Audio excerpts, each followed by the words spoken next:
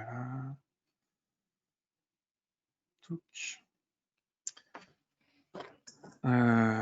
Donc bonjour à toutes et à tous.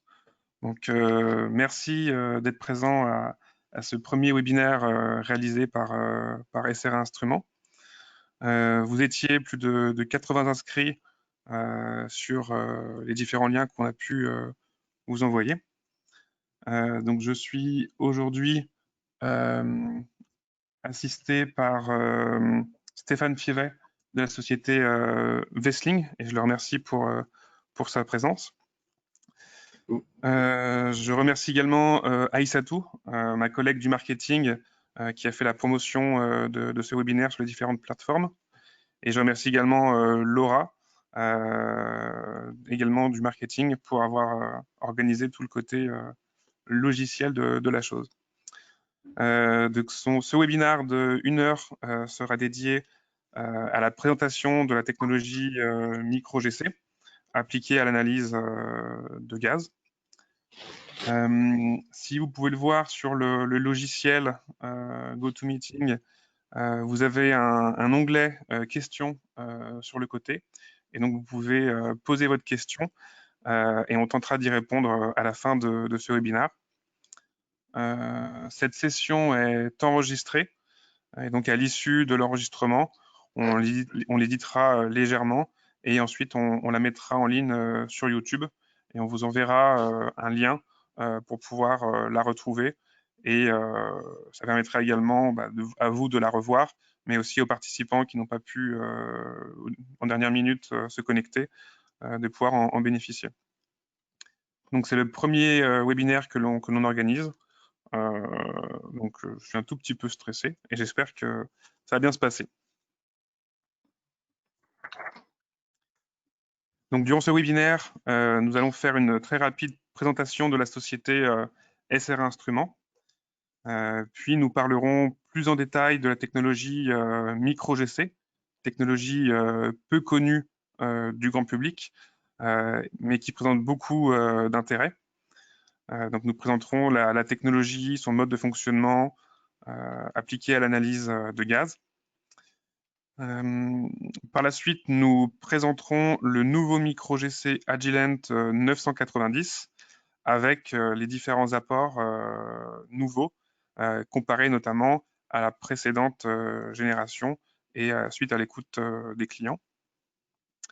Une fois cette partie, on va dire, théorique, je passerai la main à Stéphane Fievet de Wessling, qui nous présentera la réalisation par ses équipes d'un projet tout particulier qu'il a pu mener à bien grâce avec son micro-GC. Un bon chromatographe n'étant rien sans un bon logiciel.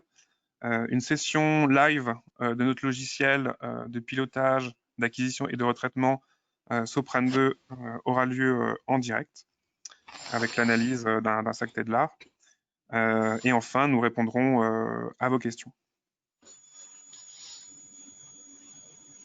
Donc très rapidement, donc SR Instruments est une société française fondée en 1987 par Robert Mercieri. Nous sommes basés à Marcy-l'Étoile, dans l'ouest lyonnais. Nous sommes tout proches de Sanofi et encore plus de l'école vétérinaire pour ceux qui connaissent un petit peu la région.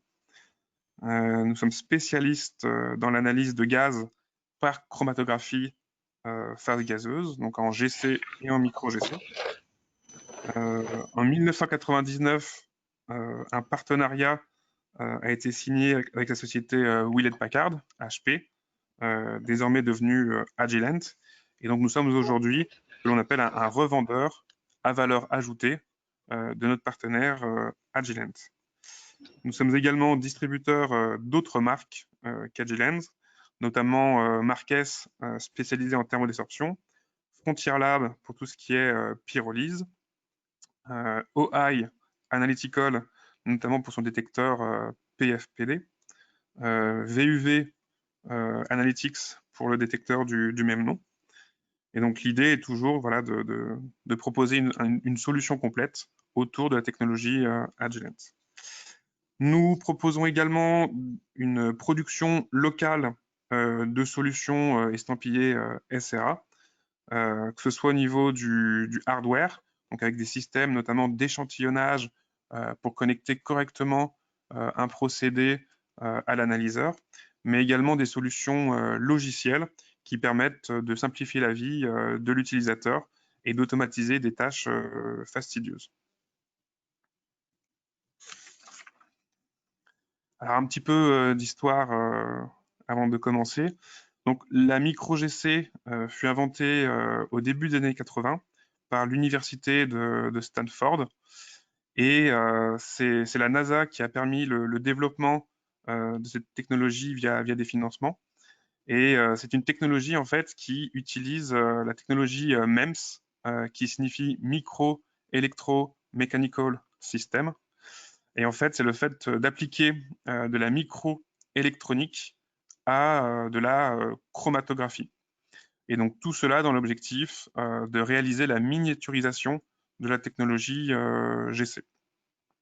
Et donc l'une des premières applications de la NASA fut de mesurer, d'analyser les gaz de combustion directement dans les navettes spatiales. Dans la foulée, la société MTI a été fondée et du coup a racheté la technologie, enfin le brevet de la technologie micro-GC et l'a commercialisée dans le monde entier. Et en 87, c'est SR Instruments qui a importé cette technologie-là pour la promouvoir sur le sol français. Et donc, l'objectif de cette technique, c'était vraiment de miniaturiser la technologie GC. Donc, comme vous pouvez le voir dans la main de la personne, elle tient en son creux un chromatographe avec un injecteur, la colonne et le détecteur. Alors, un peu de théorie. Donc, la micro-GC utilise les principes de la chromatographie phase gazeuse.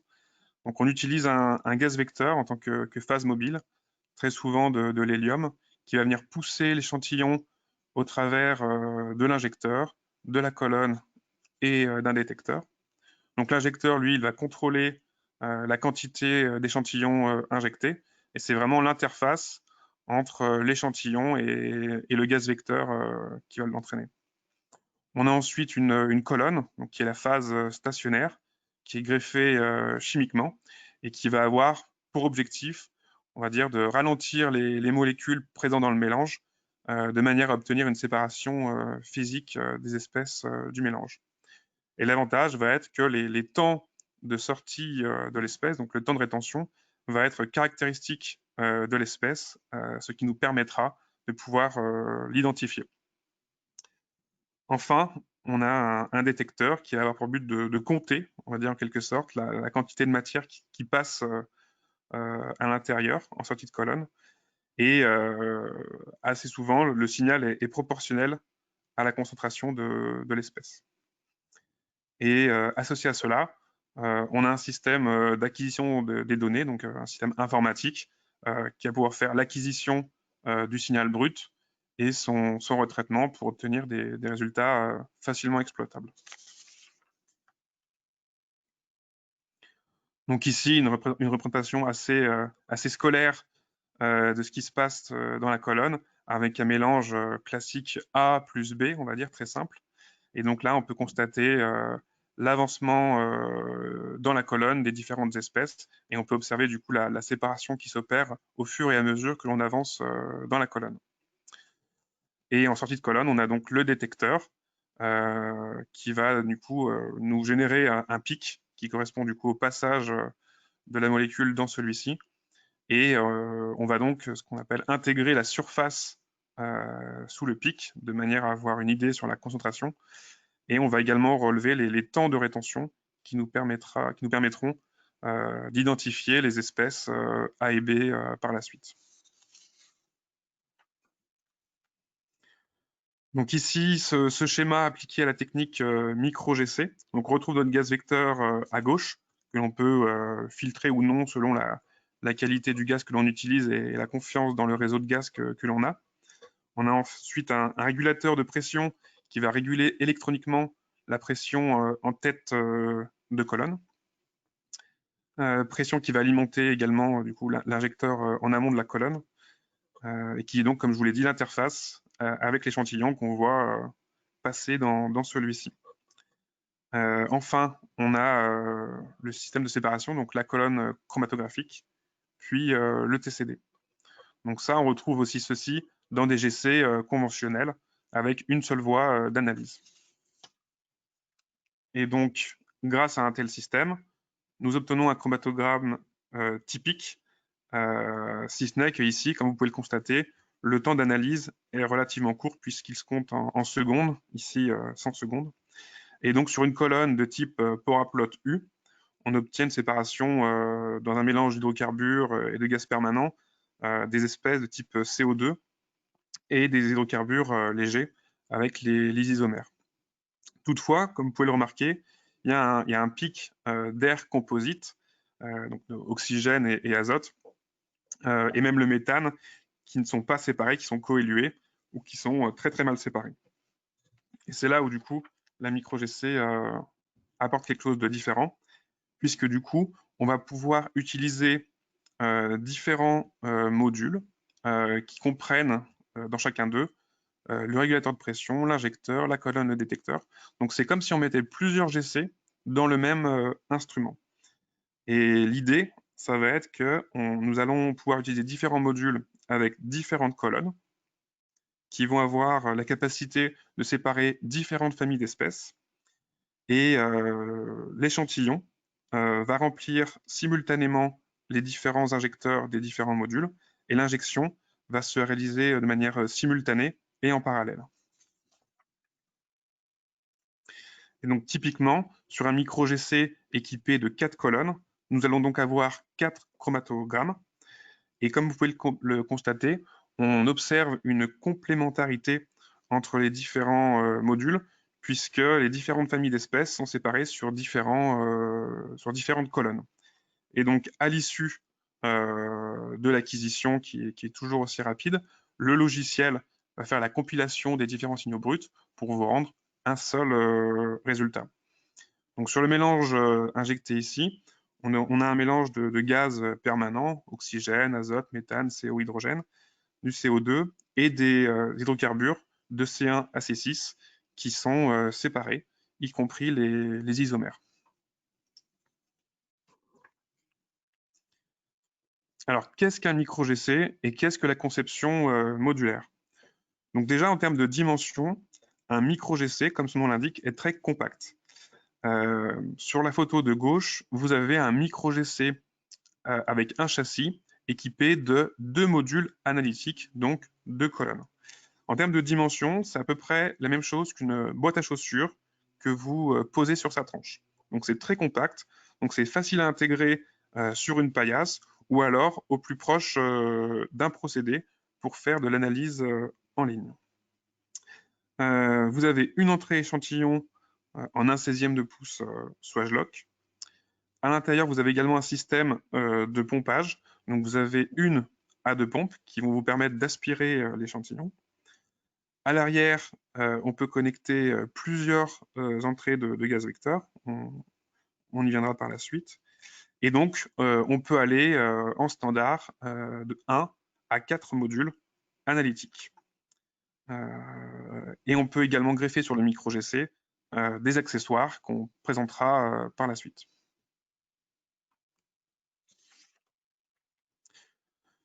Donc, comme je vous l'ai dit, un micro-GC est composé de différents modules. Donc maintenant, on va s'intéresser à ce qu'il y a dans le module.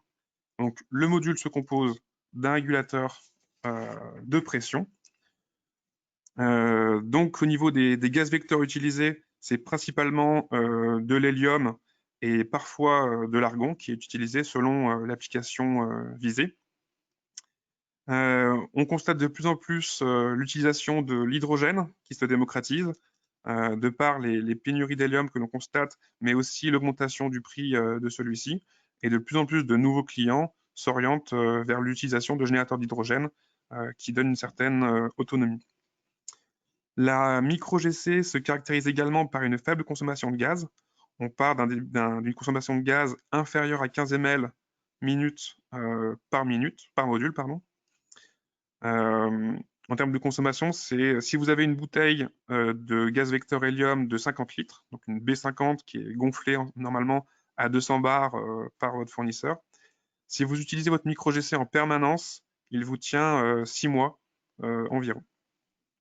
On peut également avoir un filtre, un filtre chimique intégré dans la régulation du gaz, de manière à filtrer votre gaz vecteur et empêcher que des impuretés type humidité ou CO2 ou hydrocarbures ne rentrent dans les colonnes et potentiellement les dégradent.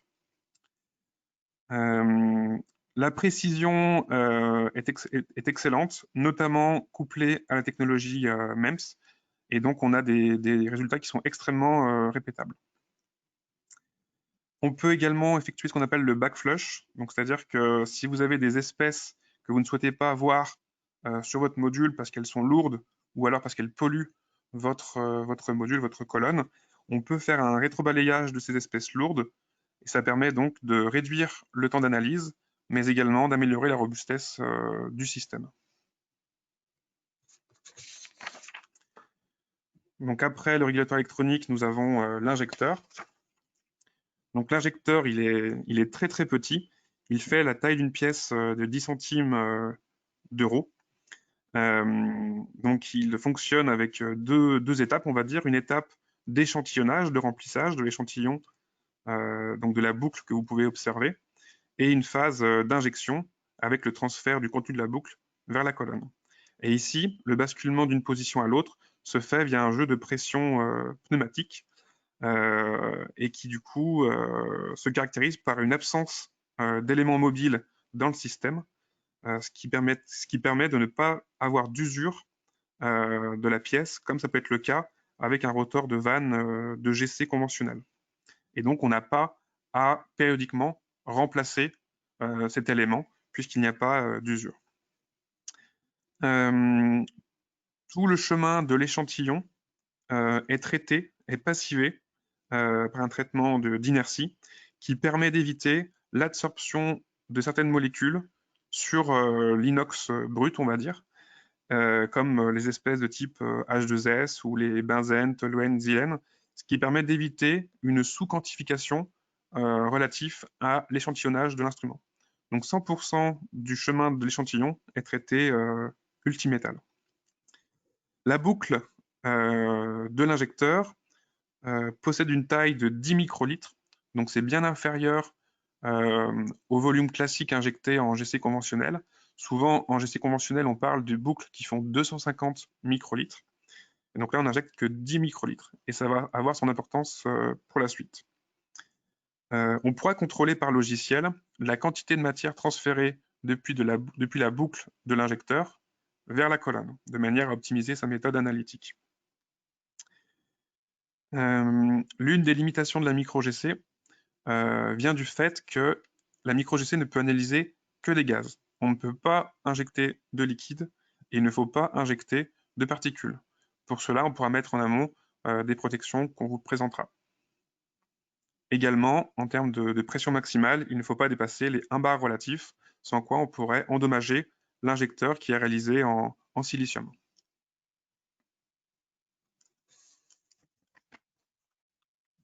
Donc après la colonne, après l'injecteur, nous avons la colonne, donc qui est le cœur du système de la micro-GC. Donc ce qui est particulier de la technique micro-GC, c'est que chaque module va posséder son propre four qui va être indépendant thermiquement, ce qui va nous permettre de pouvoir appliquer à la colonne la température optimale de manière à obtenir la meilleure séparation pour chacune des différentes colonnes. Ce qui va nous permettre d'éviter d'avoir à faire des compromis via une rampe de température. Vu qu'on travaille en isotherme, il n'y a pas de refroidissement, donc ce qui permet d'avoir un gain de temps sur le temps de cycle de l'analyse. Et le fait qu'on soit isotherme nous permet d'avoir vraiment très très peu de paramètres à paramétrer lors du développement de méthode. Par conséquent, le démarrage de l'analyseur se fait de manière vraiment très rapide car il n'y a pas de développement de méthode, car chaque colonne a son objectif et à sa bonne température. Ici également, comparé à la chromatographie plus conventionnelle, le fait qu'on injecte uniquement 10 microlitres nous permet de pouvoir réduire la taille, la longueur de la colonne en passant de 30 mètres classiquement à quelque chose qui se rapproche plus des 10 mètres. Et c'est ce qui va nous permettre d'avoir un temps d'analyse plus court, comme 2 à 3 minutes. Donc, comme vous pouvez le voir sur la photo de gauche, la colonne ici de 10 mètres est enroulée sur un diamètre d'environ 6 cm, ce qui est assez impressionnant. Et vu qu'on travaille avec des gaz et pas des liquides avec des matrices potentiellement sales, les colonnes ne s'usent pas, on va dire, et on constate des durées de vie de colonnes plutôt longues, de l'ordre de 7 à 10 ans, en conditions normales. Et donc, fonction de votre application, nous allons choisir les bonnes combinaisons de colonnes de manière à couvrir tout le spectre de molécules à séparer. Alors, bien évidemment, il y a des colonnes qu'on retrouve de manière récurrente de par leur efficacité à séparer les espèces les plus requises. Donc, par exemple, la colonne MS5A, donc le tamis moléculaire 5 angstrom, est parfait pour séparer les espèces de type hydrogène, hélium, oxygène, azote, méthane, CO. Les colonnes de type poraplote U sont plutôt dédiées au CO2, au C2, au C3 et à ses isomères. On retrouve également des colonnes qu'on utilise classiquement en GC, les colonnes 5CB, donc c'est l'équivalent des DB1, on va dire, chez Agilent, qui sont totalement apolaires et qui nous permettent de faire les séparations des C3 au C10. On peut également utiliser des colonnes de type wax qui séparent les espèces par polarité croissante. Donc c'est particulièrement adapté aux espèces oxygénées, aux solvants et aux BETEX. Enfin, le détecteur. Donc le TCD, c'est un détecteur à conductivité thermique. Donc c'est un détecteur universel. Il permet d'analyser tous les gaz à l'exception du gaz vecteur. On verra pourquoi par la suite. En termes de limite de détection, on peut descendre entre 0,5 et 2 ppm selon les colonnes, selon les composés en présence et selon les matrices. Donc c'est vraiment au cas par cas. Le TCD présente une excellente linéarité, et ce qui permet de pouvoir faire une calibration en un seul point, puisque du coup, on pourra tracer une droite entre le point 0 et le point de calibration. Donc, par exemple, si vous cherchez à mesurer une espèce à environ 800 ppm, on vous recommande d'utiliser un gaz étalon pour calibrer votre système, tant en termes de temps de rétention qu'en termes de réponse. Un gaz étalon à 1000 ppm sera le parfait candidat pour pouvoir correctement encadrer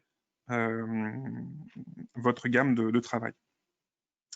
Le micro-GC et son détecteur possèdent également ce qu'on appelle de l'auto-range, ce qui lui permet, lorsque la ligne de base est plate, de booster la tension à ses bornes, de manière à être extrêmement sensible pour détecter le moindre pic.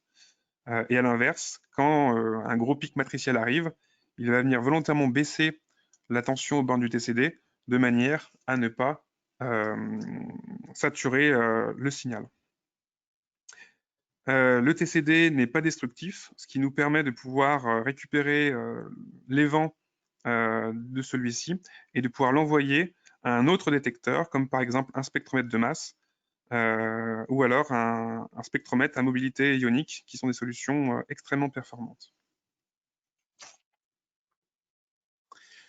Donc le principe, c'est un pont de Winston, donc c'est deux couples de deux résistances, avec des résistances fixes et des résistances qui varient selon la température. Et en fait, lorsque seul du gaz vecteur passe, le pont est équilibré, et donc la ligne de base est plate. Et quand un gaz passe dans la résistance R4, ça fait légèrement varier la température, ça fait légèrement varier la résistance, et donc le pont est déséquilibré, et on obtient un signal. À l'intérieur du micro-GC, une ou deux pompes sont présentes, ce qui nous permet de pouvoir aspirer l'échantillon à environ 15 000 minutes pendant environ 20 secondes, soit un prélèvement d'environ 5 ml d'échantillon, ce qui est relativement peu. Et ce temps est paramétrable dans le logiciel, ce qui permet de l'optimiser selon le volume mort en amont de l'analyseur. Donc on peut ensuite utiliser différents types d'échantillonnage. On peut remplir les sactés de lard en échantillons qu'on amènera au micro-GC. On peut faire de l'analyse en ligne en sortie de réacteur, par exemple. On peut utiliser des seringues. On peut utiliser des viales qu'on va venir piquer à l'aide d'une aiguille. Et on peut également utiliser des passeurs plus ou moins sophistiqués de manière à automatiser l'analyse de ces fameux viales. Donc en termes d'applications, donc il y a une large gamme d'applications. Historiquement, la micro-GC était beaucoup utilisée pour le gaz naturel, pour analyser notamment le pouvoir calorifique ou alors les odorants. Aujourd'hui, on travaille beaucoup sur tout ce qui est biogaz, biométhane, qui est très actuel. On voit également la demande concernant l'hydrogène qui augmente pour l'analyser, soit dans le gaz naturel, soit pour le milieu de la mobilité. On peut également utiliser le micro-GC comme un suivi réactionnel de procédés, que ce soit au niveau du laboratoire, au niveau industriel. Voilà, c'est très très large.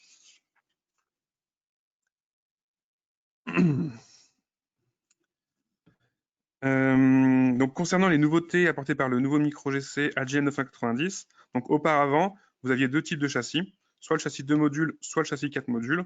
Aujourd'hui, on peut effectuer l'évolution du 2 vers le 4 en rajoutant un châssis supplémentaire pour insérer un troisième et un quatrième module. On peut également imaginer des systèmes avec 6 modules si besoin. Il est encore plus compact. Voilà. Et également, quelque chose qui est nouveau, c'est qu'il intègre une intelligence embarquée qui vous permet de faire des tests de fuite automatiques, ce qui peut être intéressant pour pouvoir faire du diagnostic. L'entrée échantillon est située à l'avant désormais. Une nouvelle connectivité est disponible également, qui incorpore du Wi-Fi et également en option un écran tactile qui vous permet de constater ce qui se passe au niveau de votre micro-GC. Et surtout, une nouvelle valise de mobilité est présente. Donc c'est une valise au format Pélican, extrêmement robuste mécaniquement, qui intègre jusqu'à 4 modules analytiques. On peut mettre de part, on va dire, voilà, vu que la micro-GC est compacte, elle est peu énergivore également. On a vu qu'elle avait une faible consommation de gaz, et par conséquent, on va pouvoir lui apporter une certaine autonomie en ajoutant des bouteilles de gaz vecteur avec un système plug-and-play et des batteries qui respectent les normes, notamment en termes d'aviation, pour obtenir une autonomie qui peut aller jusqu'à 8 heures, fonction des conditions. Donc c'est une solution qui est relativement compacte et qui possède des petites roulettes et un bras pour pouvoir la balader un petit peu partout.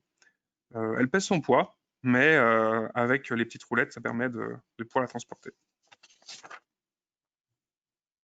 Alors ici, une petite vidéo pour vous faire constater la modularité des modules.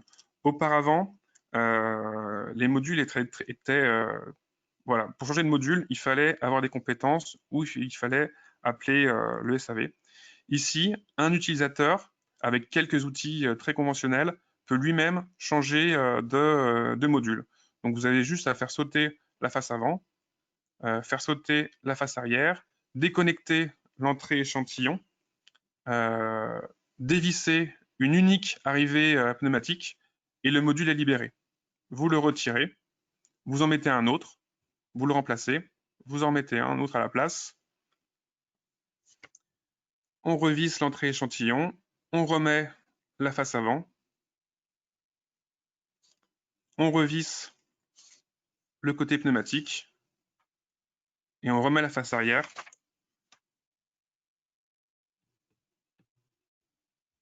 Et on est bon. Donc ça, c'est assez intéressant pour pouvoir faire des réparations rapides ou alors pouvoir changer le module selon vos projets. Auparavant, la compacité avait un prix, puisqu'il était difficile de réparer les modules chez les clients ou directement. Donc souvent, il fallait faire un retour usine obligatoire, et des fois, il fallait carrément changer le module en entier, ce qui était un petit peu compliqué. Désormais, grâce à la technologie Agilent introduite sur le Intuvo, ces éléments sont désormais plug and play. Donc ces éléments, c'est l'injecteur, la colonne et le détecteur. Et donc désormais, il est très facile de pouvoir changer ces éléments-là, même sur site. Et donc ça permet de pouvoir remplacer uniquement les pièces défectueuses, potentiellement sur site, ce qui permet de diminuer le temps d'immobilisation de l'instrument. Donc au niveau des accessoires, il existe le Genifilter qui permet d'empêcher des particules ou des liquides de rentrer dans le micro-GC. Donc c'est le seul consommable qui coûte 40 € et qui est là à titre préventif et qui assure également un meilleur échantillonnage puisqu'il a également le rôle de T, on va dire. Si vous souhaitez mesurer le contenu de bonbonnes type barbecue avec du butane, du propane ou alors des gaz liquéfiés pour votre process, il existe des vaporiseurs pour pouvoir convertir efficacement le GPL en gaz. Également, un outil très intéressant, c'est la vanne de multiplexage qui permet de connecter plusieurs sources de gaz au même micro-GC. Et tout ça via logiciel. Une autre limitation de la micro-GC, c'est la pression qui ne peut dépasser 1 bar relatif. Et donc pour cela, il existe des petits détendeurs Beswick précalibrés qui vous permettent d'abaisser la pression de votre échantillon en dessous de ces fameux 1 bar relatifs. Un port d'injection seringue est également disponible, ce qui vous permet de connecter une seringue de type Luer-Lock ou alors au travers d'un septum à l'aide d'une seringue avec aiguille. Donc en résumé, le logiciel, le micro-GC, c'est vraiment un mini chromato qui est là comme un outil pour l'utilisateur. Ce n'est pas un outil qui vous demande d'être spécialiste de la chromatographie, mais il est vraiment là pour vous accompagner dans vos travaux au niveau industriel, académique, de recherche. Il permet de séparer une large gamme d'analytes via les différents modules qui existent. Sa compacité vous permet également d'aller sur site avec. Et via la modularité qui a été apportée, l'évolution est encore plus possible.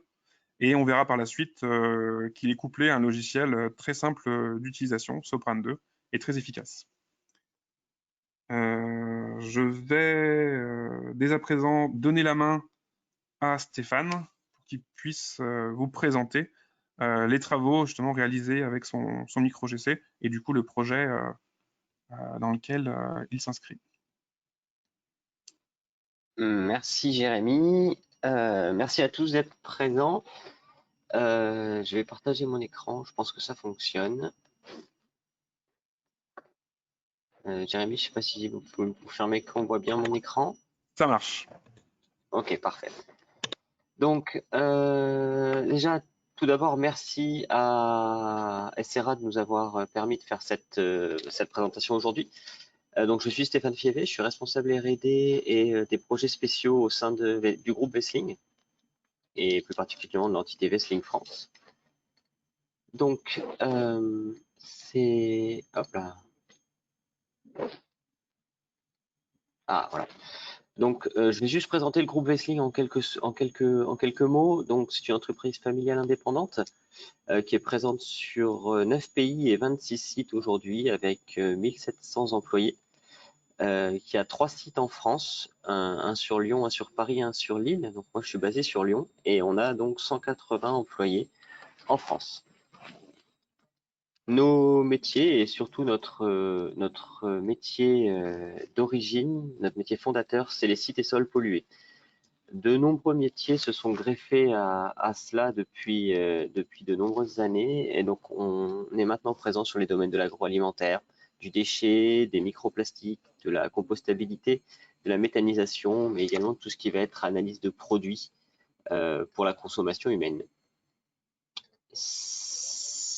Notre laboratoire accrédité 17025 aujourd'hui, ce qui est l'équivalent de la 9001 dans le domaine de l'industrie.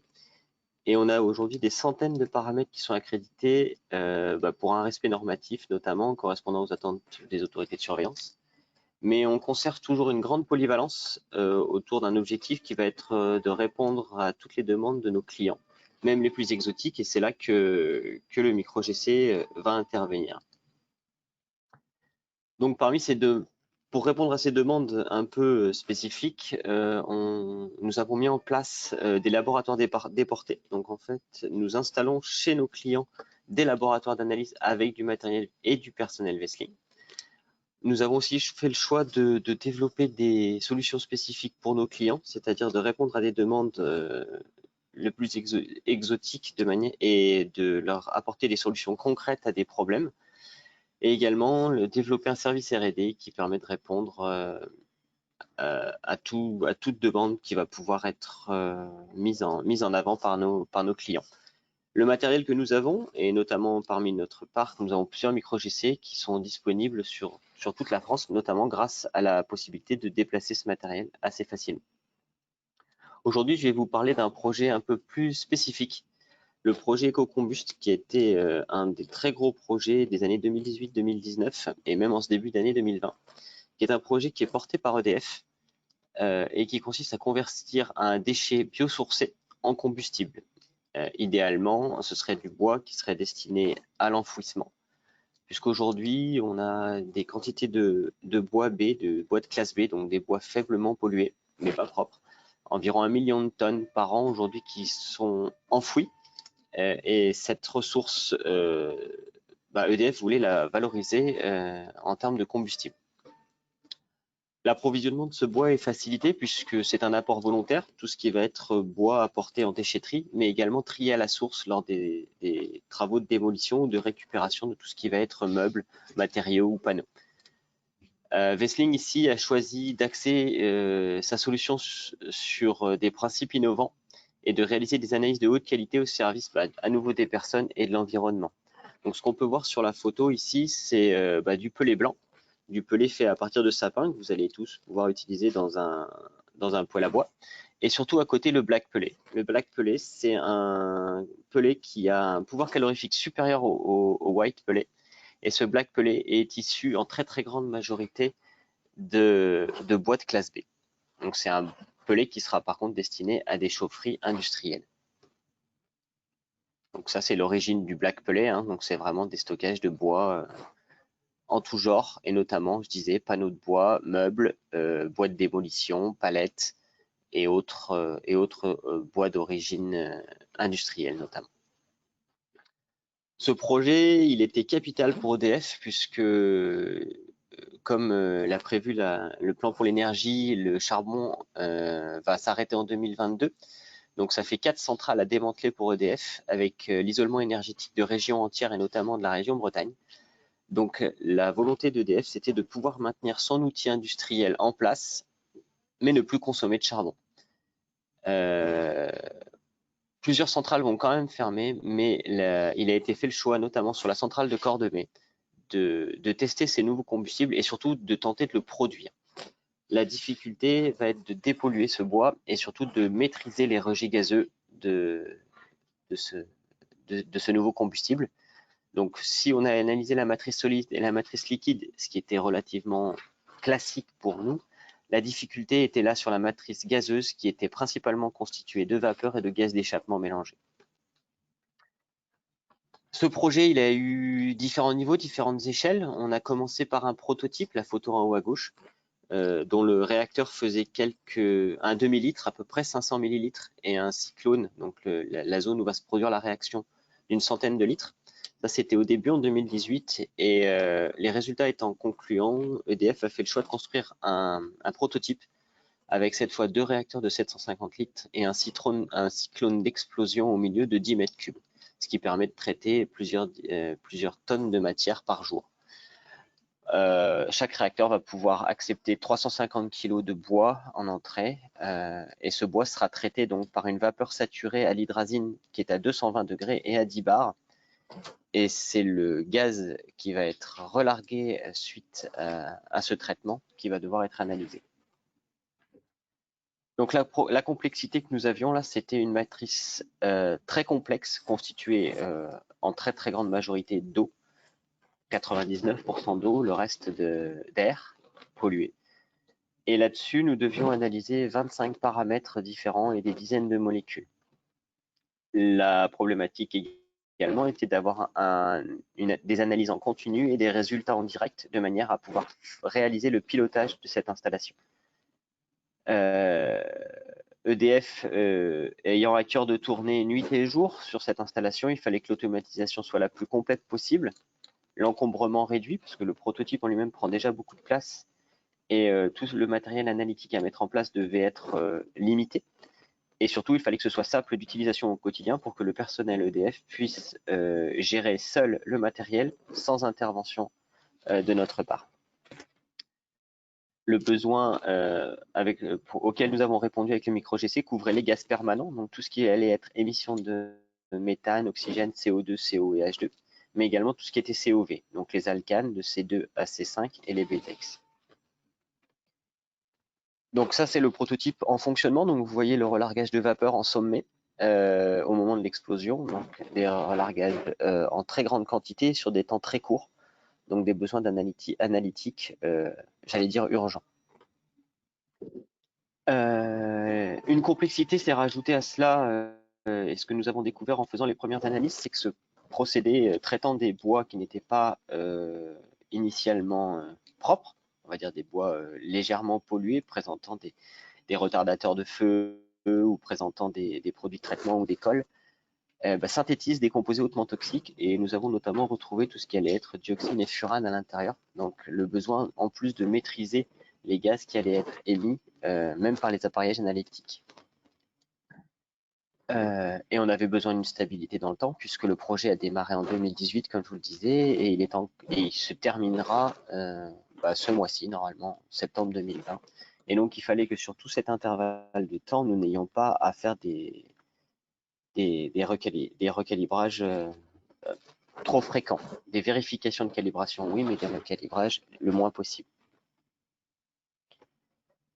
Alors, l'apport de Wessling sur ce projet, ça a été une expertise, une bonne connaissance de ce procédé de traitement du bois, une connaissance des protocoles analytiques et des technologies disponibles, et notamment de la technologie micro-GC. Alors nous, on travaillait sur un micro-GC 490, pas la dernière génération. Mais l'idée a été de développer de nouvelles méthodes dans cet environnement très spécifique. Et pour cela, nous avons dû mettre à disposition du personnel compétent et surtout réactif. Les avantages de l'approche Wessling, ça a été de déployer sur site un mini laboratoire sur une longue période. Donc là, on est quasiment sur 2 ans d'exploitation. De mettre en place ce matériel, de l'automatiser, le rendre rapide. Et surtout, ce qui intéressait le plus EDF, c'était de faire le transfert de compétences de manière à ce qu'ils puissent, à partir de maintenant, j'allais dire, être autonomes sur leur site.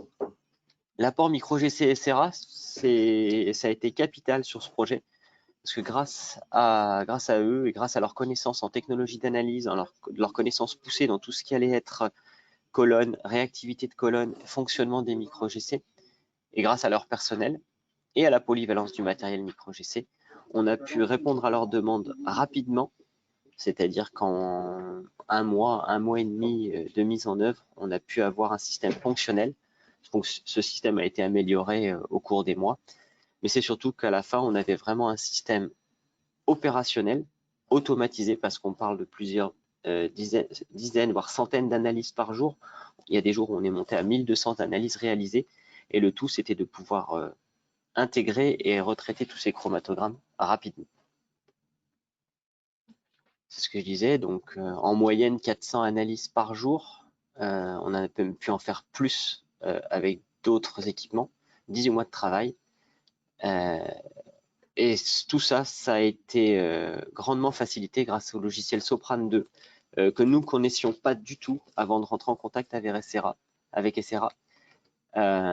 Sopran 2 a offert les 4 avantages suivants qui étaient pour nous capitaux. Un paramétrage simplifié pour les techniciens, pas nécessité d'avoir des heures et des heures de formation pour utiliser le logiciel, la possibilité de limiter les accès au personnel non formé, donc soit consultation uniquement, soit limiter l'utilisation en fonction des horaires ou en fonction des droits des administrateurs, de manière à éviter d'avoir des pertes d'informations ou des dérèglements d'appareillage. Un retraitement facilité par l'eau, quand on a 400 analyses à retraiter sur la journée, l'idéal, c'est de pouvoir les traiter tous en une fois ou presque, de manière à pouvoir émettre des rapports rapidement et surtout de voir s'il y a des anomalies qui peuvent être constatées. La possibilité de créer des alarmes également, de manière à ce que s'il y a une dérive dans les gaz analysés, on soit immédiatement averti et qu'on puisse immédiatement réagir. Voilà, donc un ajustement et des actions correctives bien plus intuitives pour les opérateurs. Le rapport qui est quand même ce qu'on va utiliser le plus, j'allais dire, la possibilité de générer un rapport automatiquement et surtout de faire des rapports toujours identiques et donc de permettre à l'œil non initié d'obtenir l'information qu'il cherche toujours au même endroit et de façon très facile. Le pilotage en direct comme ça permet de faire des ajustements sur l'outil industriel en temps réel et d'observer ses effets directement. Une modification faite à 11 h va pouvoir apparaître à 11h05 sur les chromatographes et donc de nous permettre de savoir si nos modifications sont efficaces et corriger les défauts. Voilà, donc là j'ai fait le tour de la présentation. Je vous remercie pour votre attention. Pour nous, Essera a vraiment été un appui fort tout au long de ce projet et on les remercie vraiment très activement pour leur soutien et leur connaissance dans ce domaine. Et on espère pouvoir encore longtemps travailler avec eux dans ce domaine. Merci Jérémy. Merci à toi Stéphane pour cette jolie présentation d'un sujet vraiment exotique et actuel. Donc comme convenu, nous allons continuer ce webinaire sur la présentation du logiciel Soprano 2. Et donc, pour ce faire, plutôt que plein de slides, nous allons réaliser une démonstration en temps réel. Donc là, l'analyseur, je vais activer le partage. L'analyseur, hop là, montrer mon écran, hop là. Voilà. Stéphane, est-ce que tu peux me confirmer que l'on voit le logiciel Soprano ou pas? C'est parfait, on voit tout. Ça marche. Donc actuellement, le micro GC est situé au laboratoire. Là, je suis en salle de réunion. Donc, il est connecté au réseau LAN de chez SR Instruments. Et donc, on peut le piloter via le réseau. Donc, le logiciel Soprano 2 est l'évolution de Soprano 1 qui a été créé il y a environ une quinzaine d'années suite au retour d'expérience des clients qui nous informaient que les logiciels, on va dire, standards de chromatographie n'étaient pas adaptés à leurs besoins d'analyse de gaz, n'étaient pas adaptés à l'analyse de gaz en ligne et les logiciels étaient un peu trop élaborés par rapport à leurs besoins et cela pouvait générer des erreurs, une appréhension à utiliser des logiciels de chromatographie plus complexes. Et donc c'est pour cela que nous avons développé le logiciel Soprano, qui était à l'origine destiné uniquement à la micro GC. Et c'est via les retours d'expérience des clients et le fait que nous développons ce logiciel en interne que l'on a pu ajouter des nouvelles fonctions via des mises à jour régulières et gratuites, que nous arrivons aujourd'hui avec un logiciel Soprano 2 déjà très mature. Soprano 2 a été introduit en début 2018, notamment pour faire la transition de Soprano 1, qui était développé à l'origine sous Windows XP, vers Windows 10, qui utilise un environnement différent et qui du coup rendait obsolète Soprano 1. De plus, les mentalités des gens ont changé, les générations ont changé, et aujourd'hui, on cherche quelque chose de très, très, très convivial, et la technologie nous permet d'avoir ceci. Donc ici, on est sur l'écran principal de Soprano. Donc on va réaliser quelques analyses ensemble, juste pour vous montrer comment ça se passe, et également revoir un petit peu la partie retraitement très succinctement. Donc tout d'abord, en cliquant sur l'œil, le statut, nous avons ici la visualisation en temps réel des différents paramètres de notre micro GC, avec des choses qui sont très très visuelles, ce qui permet aux nouveaux utilisateurs de rapidement trouver leur marque. Si vous souhaitez une vue plus synthétique, il y a une autre vue qui est beaucoup plus traditionnelle. un onglet méthode pour pouvoir créer et éditer des méthodes. Donc, les méthodes du micro-GC sont assez simples. Donc, on a des paramètres qui sont communs à l'instrument et des paramètres qui sont propres à chaque analyse. Donc, en partie supérieure, on a les paramètres communs. Donc, le temps de balayage, donc c'est le temps pendant lequel la pompe va aspirer de l'échantillon, la température de l'entrée chauffée échantillon, la durée de l'analyse, et puis c'est tout. Ensuite, on a les paramètres des différents constituants de chaque module. Et donc, on a l'injecteur qui peut être chauffé jusqu'à 110 degrés pour éviter des condensations, la colonne avec des paramètres de température optimaux pour l'usage que l'on en a, le temps d'injection qui conditionne la quantité de matière transférée depuis l'injecteur vers la colonne. Donc, plus on l'augmente, plus on va transférer de la matière, plus on aura un gros signal, mais on aura une perte en résolution. Et à l'inverse, si on baisse ce temps-là, on aura une meilleure séparation, mais une moins grande intensité. Le temps de backflush pour paramétrer le rétro-balayage à l'évent des espèces non désirées. Ici, je l'ai mis à 0, et donc tout passe dans la colonne, parce que je maîtrise mon échantillon. La pression en tête de colonne, pareil, des paramètres optimum sont appliqués. Et enfin, le détecteur on ou off, selon si on souhaite l'activer ou pas. Ici, juste pour la démonstration, je vais changer la température de la dernière colonne. Je vais cliquer sur envoyer et sauvegarder. Et donc là, en temps réel, on peut voir la température de la colonne ici qui monte, avec l'élément qui passe en orange et le sens de la flèche qui monte vers le haut pour dire que ça chauffe, et à l'inverse, ça refroidit si besoin. Le micro-GC a atteint sa consigne, tout est vert, et donc du coup, il passe également en ready. On va lancer une analyse, désormais que le micro-GC est prêt. Donc pour cela, on va dans démarrage. Je vais lancer une série de 3 analyses, mais on peut également lancer un nombre infini d'analyses en cliquant ici sur continue. Et donc là, c'est vous qui manuellement arrêtez l'acquisition.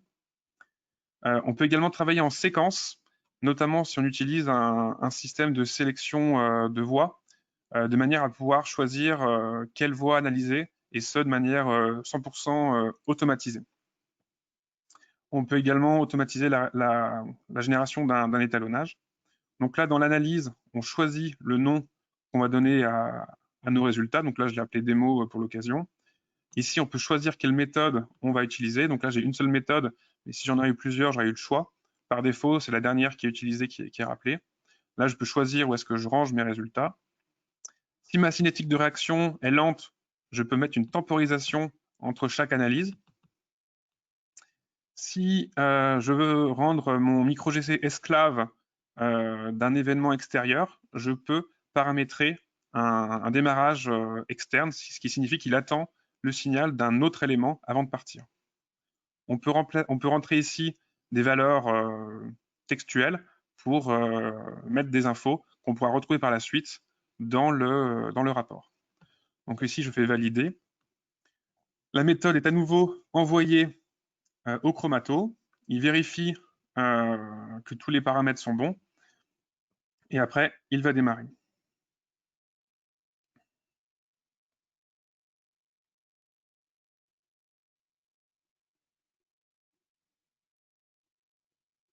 Donc là, en haut, on voit le balayage qui s'effectue avec le temps. Donc c'est très, très visuel avec des couleurs assez parlantes. Donc j'ai qu'une frayeur, c'est que mon PC bug.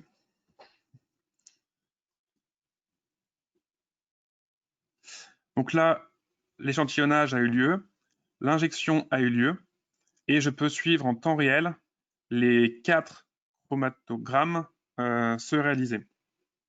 Donc là, je vais faire un focus sur le module 2 uniquement. Donc ce que vous voyez en filigrane, en fait, c'est l'analyse précédente. Donc si je ne les veux pas, je peux les désactiver. Mais c'est apprécié par les clients de manière à pouvoir suivre l'évolution de l'analyse en cours versus l'analyse précédente. Pour information, j'ai connecté à mon micro-GC un sac Tedlar avec un gaz qui contient des hydrocarbures dans une matrice azote. Et même là, vous pouvez voir que déjà la répétabilité est très très bonne. Donc là, je zoome sur le temps réel. Donc là, on a un petit delta d'offset. Mais vous pouvez constater la qualité du chromato.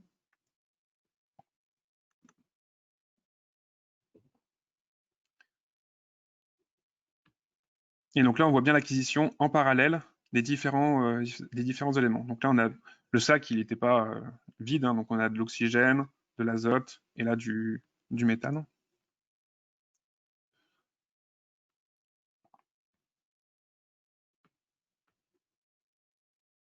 Donc là, il enchaîne. Enfin, à la fin de l'acquisition, il relancera l'analyse suivante. Et donc, si je veux arrêter la série en cours, je clique sur Arrêter. Et à la fin de l'analyse, il arrêtera l'acquisition de la série.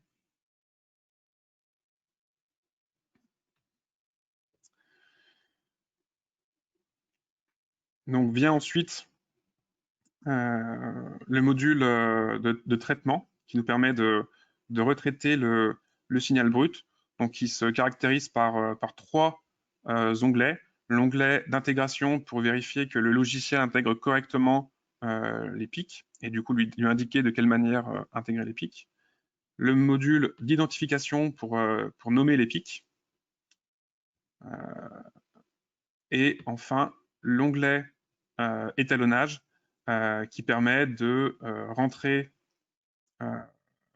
les valeurs de l'étalon utilisé, enfin situé sur votre bouteille étalon, de manière à pouvoir associer une surface à une concentration et ainsi tracer une droite de calibration. Je voulais juste vous montrer quelques nouveautés aussi par rapport à Soprano 2. C'est la capacité de pouvoir faire de l'intégration manuelle. C'est une option qui nous a été demandée parce que quand vous faites de l'analyse répétitive tout le temps sur le même procédé, l'intégration automatique est parfaite parce que c'est tout le temps presque la même chose. Cependant, quand vous souhaitez analyser des séries qui sont très différentes les unes des autres, des fois c'est plus rapide pour vous de pouvoir jouer avec la ligne de base que jouer avec les paramètres d'intégration. Donc là, je peux modifier à ma guise l'intégration, puis réappliquer le calcul de la surface. Et donc ça, c'était une demande des clients, donc du coup, on l'a effectué. Quelque chose également qui est sympathique sur cette nouvelle version de Soprano, c'est l'identification, on va dire, intelligente des espèces. Donc là, mon PC rame un petit peu à cause de l'enregistrement. Mais par exemple, si je supprime mes pics dans ma table de pics, hein, je réintègre. Donc là, les pics sont intégrés mais non identifiés. Et grâce à l'icône baguette magique, automatiquement, il va aller extraire les pics et les mettre dans le tableau de droite. Et donc, du coup, là, on peut leur donner des petits noms. Oxygène,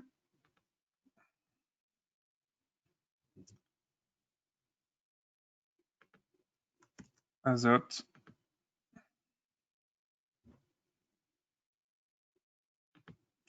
et CH4.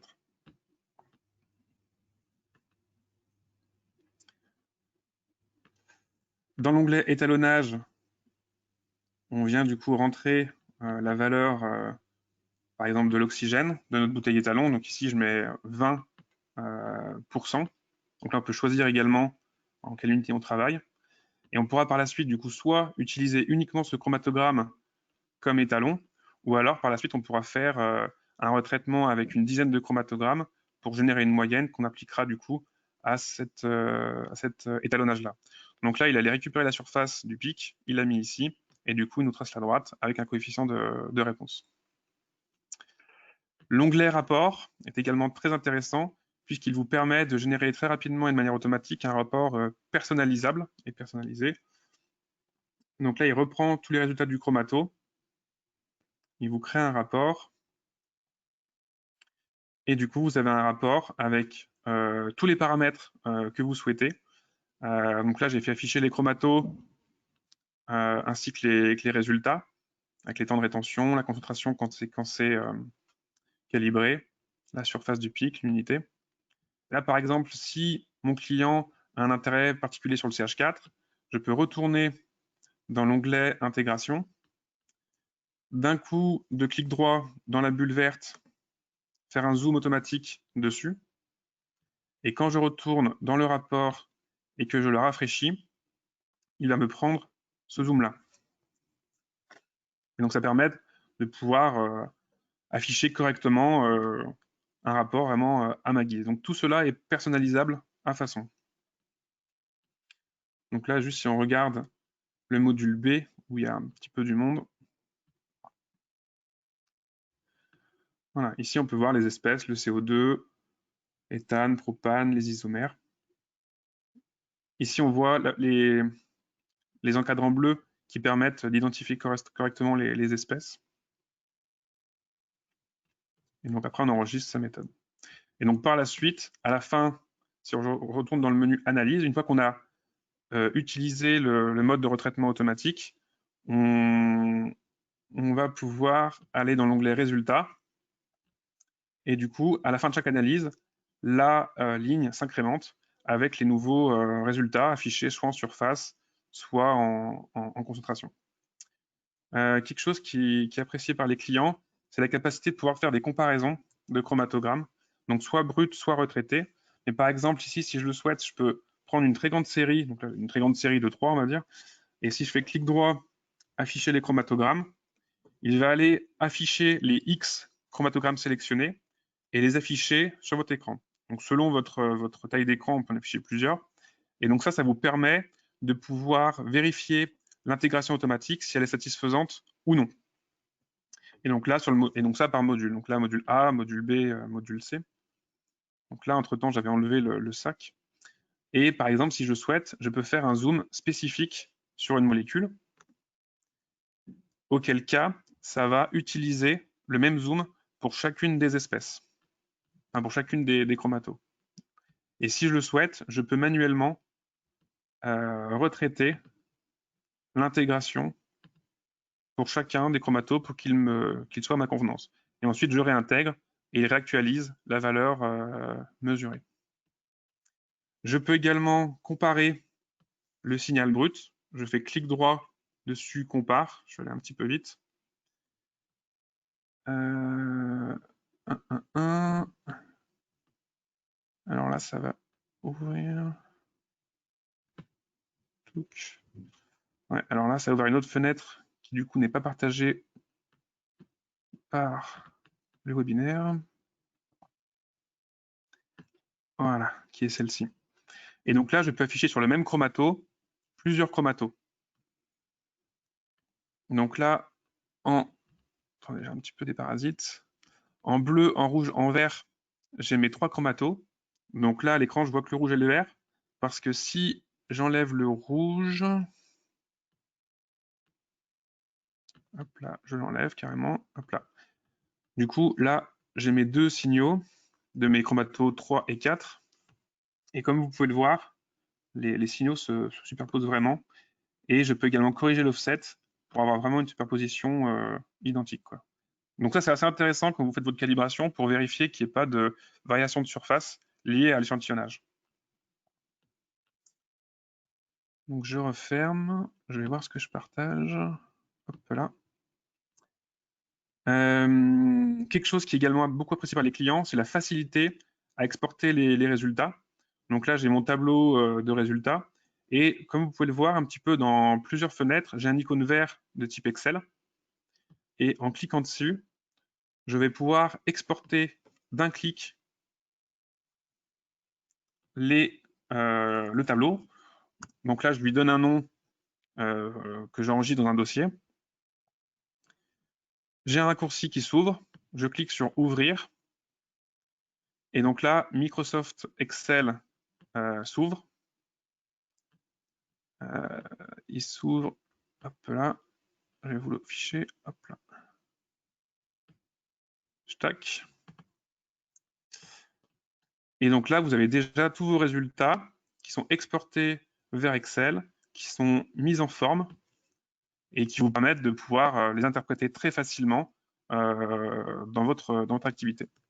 Également en dessous, pour chaque colonne, il y a la tendance, c'est-à-dire c'est la variation dans le temps de la valeur et qui peut être intéressante pour suivre un procédé, pour voir si ça monte, si la réaction s'est terminée, si la réaction est continue, si tout se passe bien.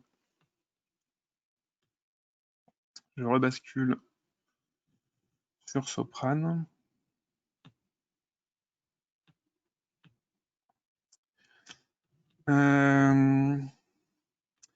Et donc, comme l'a signalé Stéphane, il est possible de pouvoir facilement retraiter un très grand nombre de données. Pour cela, on va dans Résultats, Traitement par lot, Charger des analyses. Et donc là, j'ai accès à toutes mes analyses. Là, je vais venir sélectionner, par exemple, les dernières analyses que j'ai réalisées. Donc, quand je sélectionne l'analyse, à droite, j'ai le chromatogramme que je souhaite. Et donc là, si je sélectionne, par exemple, avec Shift plus clic gauche, comme vous le feriez dans Windows, ou alors CTRL plus sélection, je les ajoute en bas. Je fais valider. Ensuite, je choisis ma méthode de retraitement. Donc là, la méthode analyse. Je fais confirmer.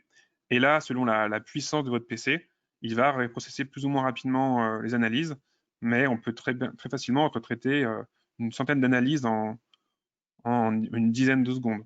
Et donc là, ça apparaît dans retraitement. Donc là, résultat, c'est l'onglet où sont affichés les chromatos les uns à la suite des autres après leur génération. Retraitement, c'est quand vous venez appeler des analyses déjà effectuées, et étalonnage, c'est les résultats de l'étalonnage. Et donc là, vous avez les analyses de votre souhait qui ont été déjà réalisées, et vous avez pour chaque molécule la colonne associée. Et on peut voir ici la répétabilité également qui a lieu via un petit onglet statistique avec la moyenne, le min, le max et l'écart type relatif qui est indiqué. Donc voilà, sans vouloir trop rentrer dans les détails, vous avez vu les principales fonctionnalités de Soprane. Le logiciel est en français et en anglais, et il est développé par SR Instruments, ce qui nous permet d'être extrêmement réactifs si vous avez des petits bugs, et également si vous souhaitez des nouvelles fonctionnalités. Si on estime qu'elles sont très pertinentes, on va les développer et les mettre dans la prochaine mise à jour qui sera accessible gratuitement sur le site web. Donc voilà pour Soprane 2. Je vous propose désormais de répondre à vos questions. Donc Stéphane et moi sommes à votre disposition si vous avez des questions particulières par rapport à ce que vous venez de voir durant ce webinaire.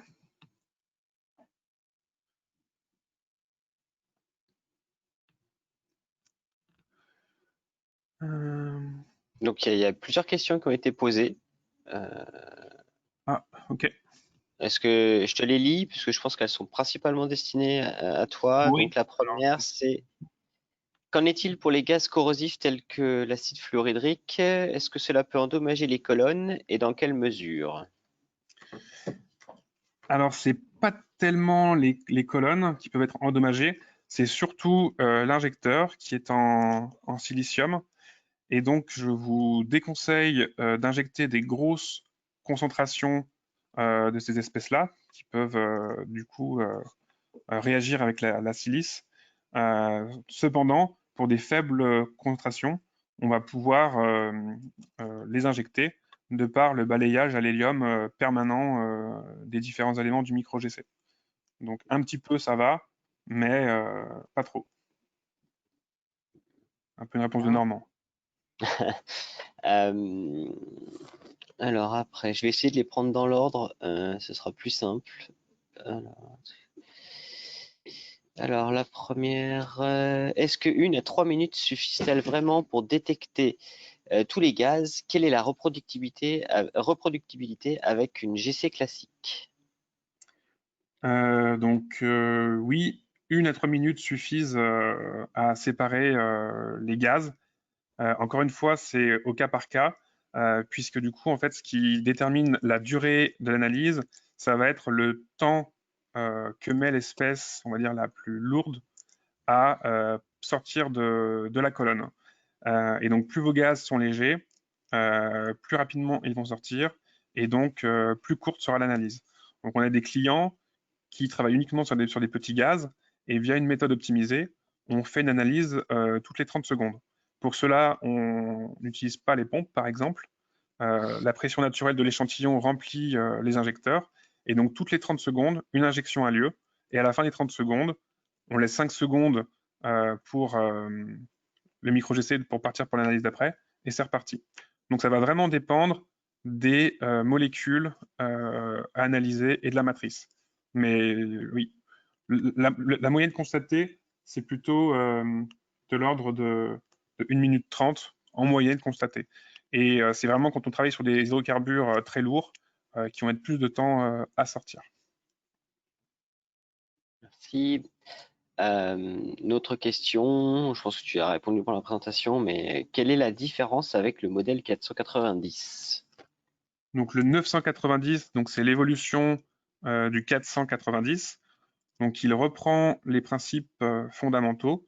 Ce qui a été amélioré, c'est notamment l'électronique qui a été renouvelée, on va dire, récemment. Et surtout, le côté modularité qui a été grandement amélioré, comme on a pu le voir, avec le changement par l'utilisateur des modules, donc pour pouvoir s'adapter selon vos projets, mais également pouvoir facilement améliorer votre système au bout de 1 an, 2 ans selon les projets. Donc vous êtes plus flexible. Également tout le côté un petit peu techno avec l'écran tactile intégré. L'intelligence embarquée pour le diagnostic automatique des fuites. Et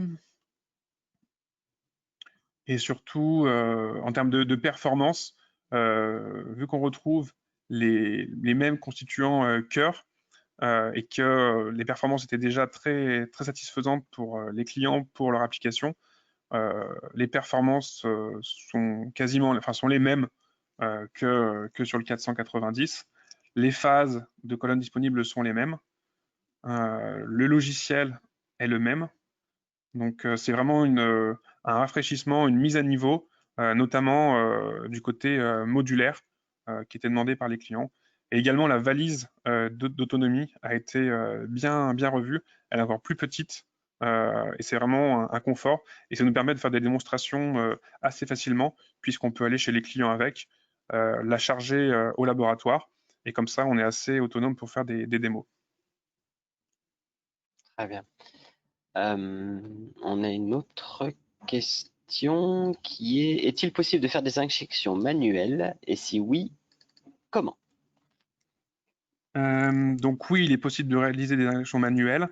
Alors ça dépend de ce qu'on appelle manuel, mais on peut utiliser donc des sacs Tedlar pour le gonfler avec un échantillon et le connecter au micro-GC. Auquel cas c'est la pompe qui fait l'aspiration. Mais on peut également utiliser des seringues. Donc nous, on a des seringues de type l'UR-Lock, étanches. Donc vous faites votre aspiration avec votre seringue, vous tournez le petit robinet de manière à la rendre étanche, vous allez au niveau du micro-GC. Donc là, il y a un port spécial l'UR qui est disponible. Vous ouvrez la petite vanne et ensuite, selon les dimensions de la seringue, soit vous pouvez lancer les pompes et du coup, elle va aspirer le contenu de la seringue pour remplir les injecteurs et donc du coup, le piston va bouger de par la dépression générée. Ou alors, il faut un petit peu l'aider et pousser un petit peu le piston pour forcer le gaz à aller dans l'injecteur. Toutefois, à la différence de l'AGC, ça va être des seringues qui auront des volumes un peu plus gros, puisque du coup, on n'injecte pas directement dans l'injecteur comme c'est le cas en GC, mais là, en fait, on va alimenter un circuit qui lui-même, alimente les différents injecteurs. Donc, il faut quand même un petit peu d'échantillon pour pouvoir justement purger le volume mort interne à la micro-GC, qui est faible, hein, mais qui est présent, et également de manière à avoir quelque chose de représentatif dans les fameux 10 microlitres de l'injecteur. Merci à nouveau. Question suivante. Oh, bah, c'est un commentaire. Bravo pour ce webinaire. Excellent contenu bien équilibré entre marketing et technique. Très bon choix d'intervenant. Merci.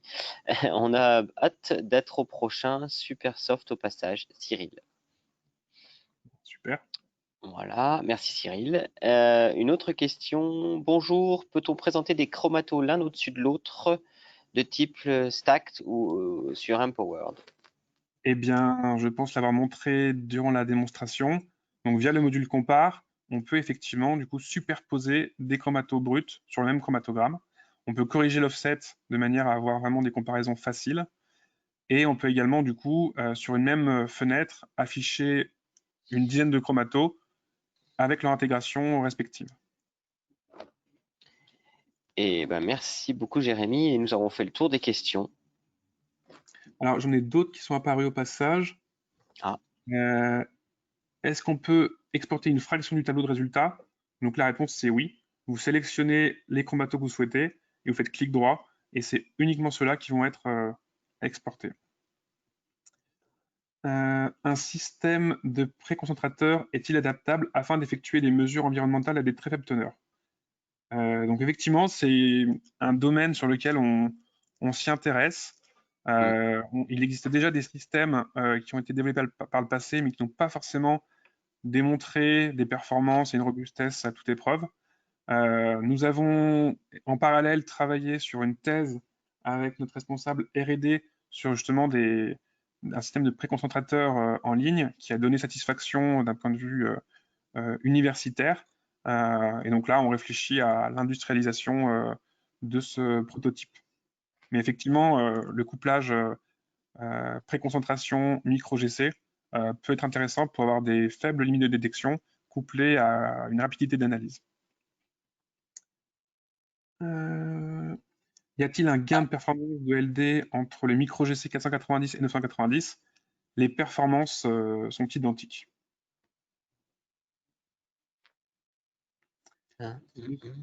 Le suivi au cours du temps des concentrations n'est accessible que via la petite case dans le fichier Excel exporté.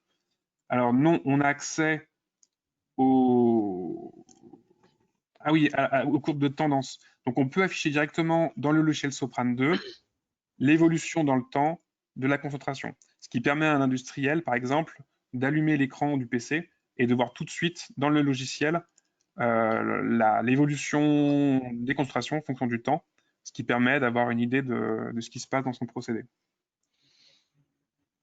Il y a une question aussi où il nous est demandé, est-ce que vous proposez une formation pour Sopran? Oui, c'est oui. Voilà. Donc, on peut faire des formations soit en physique, soit de plus en plus, on l'a mis en place, notamment avec le Covid, de plus en plus, on fait des formations à distance, via avec des outils que tout le monde a utilisés ces derniers mois.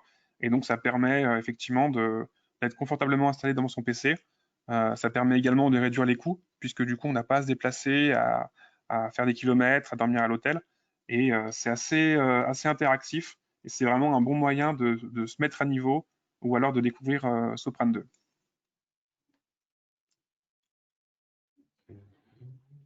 Également, comment se fait le passage de Sopran 1 à Sopran 2? Donc, il se passe très très bien. Via un installateur, hein, il y a un logiciel, enfin un utilitaire pour installer Sopran 2, moyennant un petit devis. Et donc il y a également une promotion pour les clients qui possèdent déjà Sopran 1, qui leur permet de passer à Sopran 2 de manière plus douce que si vous ne l'avez pas à Sopran 1, pour les récompenser de leur fidélité. Je ne sais plus si tu avais répondu à la question. Y a-t-il un gain de performance LD-LQ entre le 490 et le 990? Non, non, les performances sont les mêmes. Okay. Concernant le débit de prélèvement à 15 ml minute, est-il modulable ou fixe? Non, donc non, le débit de prélèvement est d'environ 15 ml minute par pompe. Donc on peut mettre un maximum de 2 pompes. Mais en fait, on va plutôt jouer sur le temps de prélèvement via la méthode d'Ansoprane 2. Et donc l'idée, ça va être d'avoir un gaz représentatif à l'issue du temps de pompage. Donc plus vous avez un volume mort important entre votre micro-GC et le procédé analysé, par exemple, plus vous allez devoir mettre un temps de prélèvement long, de manière à avoir quelque chose de représentatif dans l'injecteur au moment de l'injection. Est-ce qu'une colonne spécifique mercaptan et molécules type SH serait-elle adaptable avec ce système et les molécules détectées du coup? Donc oui, il existe déjà une ou plusieurs colonnes qui sont faites ou alors qui réussissent à séparer ces espèces-là. On peut notamment parler des colonnes de type silica plot ou alors plot U qui sont capables de séparer ces espèces-là. Donc après, il faut aussi faire attention aux autres espèces en présence pour éviter des coélutions non souhaitées. Donc c'est aussi pour cela que c'est très important de bien faire le point avec les experts de la team SRA pour qu'ils collectent votre besoin, l'environnement dans lequel il se situe, de manière à choisir les bons modules. Et ça, c'est vraiment la clé de la micro-GC, c'est de bien choisir ces modules au début pour pouvoir justement tout séparer. Et si jamais le besoin évolue, on pourra le faire évoluer via le swap facile des modules.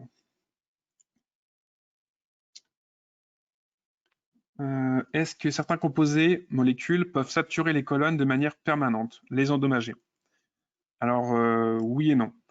C'est-à-dire que les colonnes, donc notamment la colonne de type MOLSIV, MS5A, n'aiment pas du tout les espèces de type CO2, humidité, hydrocarbures.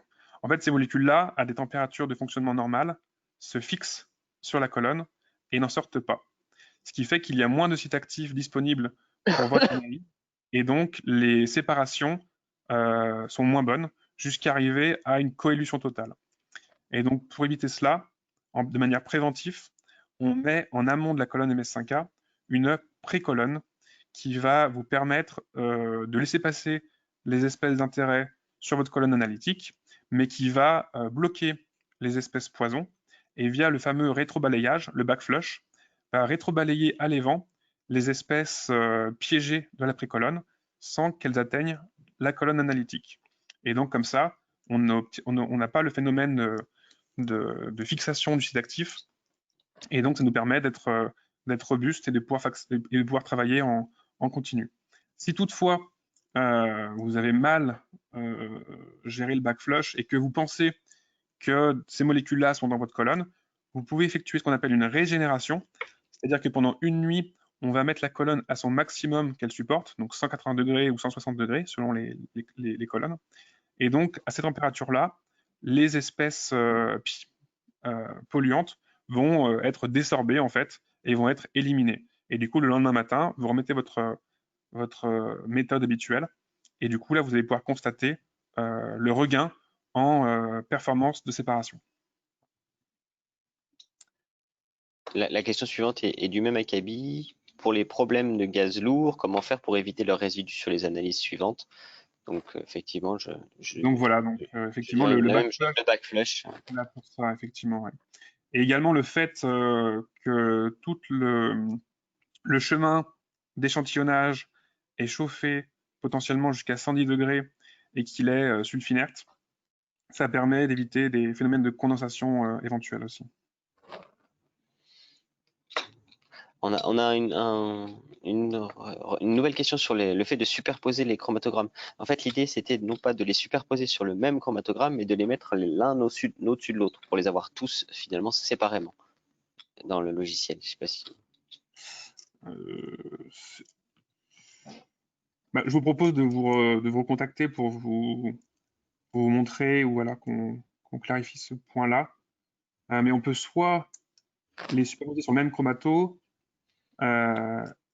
Après, on peut également mettre. Alors, souvent, en fait, on les superpose, mais on peut également mettre un décalage entre les chromatos pour observer ceci. Mais je vous propose de vous recontacter pour qu'on en discute. L'exportation des résultats peut-elle se faire sous un autre format que XLS, le format CSV par exemple? Oui, je pense que oui. C'est vrai que c'est un format qui était beaucoup utilisé par le passé, et aujourd'hui on s'est mis à jour avec XLS et aussi au format XML, format HTML qui est plus moderne, mais effectivement on peut choisir dans les paramètres d'export le format utilisé.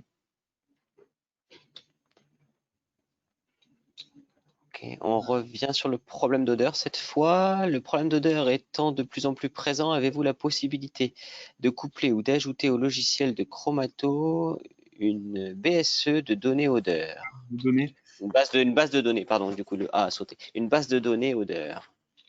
Alors, je pense que pour cette application, peut-être qu'un micro-GC couplé à un spectromètre de masse pourra être peut-être l'appareil le plus adapté. Et donc là, on retrouve la base de données, enfin la comparaison des spectres de masse à une base de données existante, donc de type NIST ou Wiley, mais on peut également du coup construire sa propre base de données euh, pour peut-être répondre à ce besoin-là. Par défaut, le micro-GC, avec sa détection TCD, ne présente pas, on va dire, de capacité à identifier des molécules autres que celles qu'on connaît le temps de rétention. Donc, au préalable, il faut calibrer l'appareil en passant un gaz étalon de référence. Donc là, on obtiendra les temps de rétention, mais du coup, ce sont des gaz connus. Et les odeurs, c'est un peu plus complexe et peut-être qu'il faut un appareil plus performant comme un micro-GC couplé spectrométrie de masse. Question technique, peut-on importer les méthodes de Soprane 1 vers Soprane 2 si besoin? Oui, nous avons développé un petit utilitaire pour pouvoir convertir les méthodes Soprane 1 vers Soprane 2. Beaucoup de questions qui apparaissent au fur et à mesure. Alors, une question, quand mettez-vous en ligne cette présentation parce qu'il y a des collègues qui n'ont pas pu y assister? Eh bien, dès qu'elle se termine, je stoppe l'enregistrement, on la télécharge, on va l'éditer un petit peu histoire de la rendre jolie et on va l'uploader sur YouTube et on transmettra le lien aux participants. Une question là sur l'intégration. Avez-vous introduit une méthode de calcul plus intelligente pour le calcul des intégrales lorsque certains pics se superposent quand on a des épaulements du coup? Oui, il existe des outils de ce type-là, alors que je ne maîtrise pas tellement personnellement, parce que justement en micro-GC, vu qu'on a différents modules avec différentes sélectivités, l'objectif c'est d'avoir une séparation complète des différentes espèces, notamment en jouant sur les différentes sélectivités. Donc les mauvaises séparations, les coalitions qu'on a sur une colonne, l'objectif c'est de ne pas l'avoir sur d'autres colonnes. Et c'est ce qui permet de tourner un petit peu autour de ce problème-là. Toutefois, dans le menu de retraitement, nous avons ce type de fonction, mais que personnellement, je ne maîtrise pas, puisque je ne l'utilise pas parce que je n'ai pas de besoin. Et une dernière question, peut-on analyser deux échantillons simultanément? Oui, car nous pouvons mettre deux entrées échantillons sur le micro GC, chacune des entrées reliées à différents modules. Et donc, on peut effectivement introduire deux échantillons en même temps dans différents modules et donc les analyser de manière synchrone. Super. Et donc une des questions qui est en fait plutôt une réponse à une question qui était posée plus tôt. Oui, il est tout à fait possible d'exporter en CSV également. Voilà. Merci Christopher, le développeur de Soprane 2. Voilà. Voilà, donc je pense qu'on a répondu à toutes les questions. Donc je remercie à nouveau Stéphane Fievet de la société Wessling pour sa contribution très intéressante et ses retours d'expérience de notre micro GC et du logiciel Soprane 2. Je pense que on peut couper, je sais pas, un mot de la fin Stéphane? Eh ben, merci de nous avoir invités, merci de nous avoir permis de présenter un peu nos travaux et d'avoir pu mettre en avant cette collaboration qui a été très fructueuse sur ces 2 dernières années. Très bien, Merci beaucoup. merci à tous, au revoir. Au revoir.